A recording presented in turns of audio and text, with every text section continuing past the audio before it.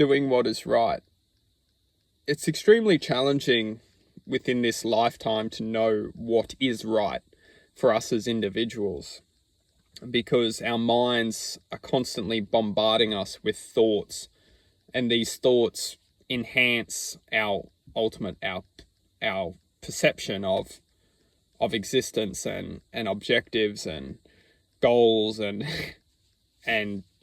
it creates the mind creates drive within us. One great question we need to ask ourselves as individuals is what is actually true for us, and how do we come to grips with this truth? Because we may live our whole lives not questioning what is true for us. We only live our lives being dictated from our mind's perception. If we identify as our minds, we may not come alive within this true self, or what you may refer to as the soul. You know, a lot of us, we go through life and we don't question what the soul is, or what's greater than ourselves. And a lot of people, you know, they truly believe that this is all that is and ever can be, this reality, this life, this experience. And as long as we align with that perception, we will be the true slave of our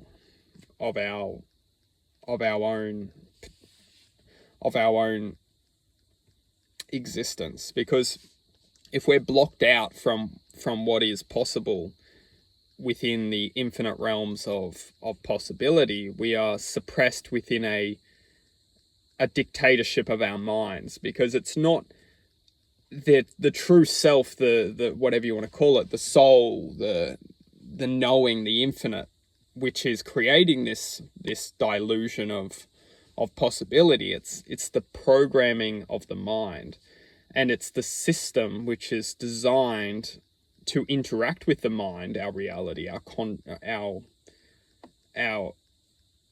existence. This reality is designed to dictate frequency to the mind, which then creates this control upon our growing self, our infinite self, our infinite expression of possibility. And as long as we align with the mind's thoughts, as long as we align with the mind's programming, we become the perfect participant of the game itself. Now, we have to ask the question, is that if we can gain the power to question, something doesn't feel right, you know, our lives, is this just a coincidence that we happen to be having a human experience, and we happen to just be here? You know, if we start to question these things and start to expand out of the dictatorship of the mind, because if we don't question these things, we will only succumb to agreeing to the mind's thoughts. And a lot of the time, the mind's thoughts are fearful of the unknown. The mind's thoughts are afraid of questioning the unknown, because within that questioning completely has the ability to change our perception and our existence in total. So that is a threat to the mind itself.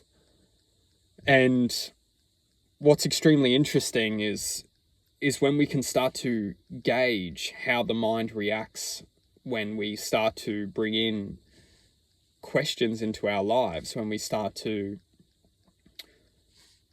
gauge a sense of change within our belief system, when we start to see what happens when we don't just close down ideas, and we don't just criticize the unknown, how we can start to work with possibilities that may exist, that are out of our, that are trying to work with us to gain and lever a sense of growth within a sense of spirituality. And that's the key, you know, that's the magic within us, that we have the power to lever out of the conditioning, the programming, the mental hold which our minds want to control us and to contain us within. Because as long as we just don't question the mind will always have control over our existence. And that's another thing, is that as long as we identify as the mind, we will be the slave to its existence. We are not the mind. We are not the physical body. We are consciousness that has infinite potential.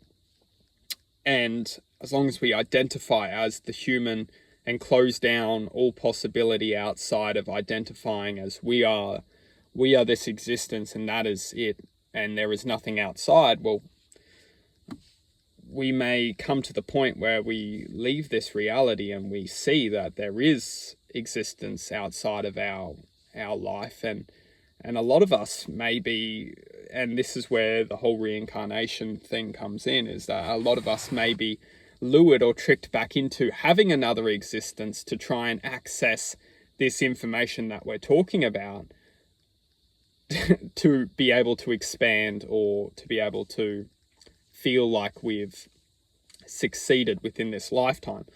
All I want to communicate within this message is that we don't need to die to feel the connection. We don't need to die to come to the understanding that we are more than this reality.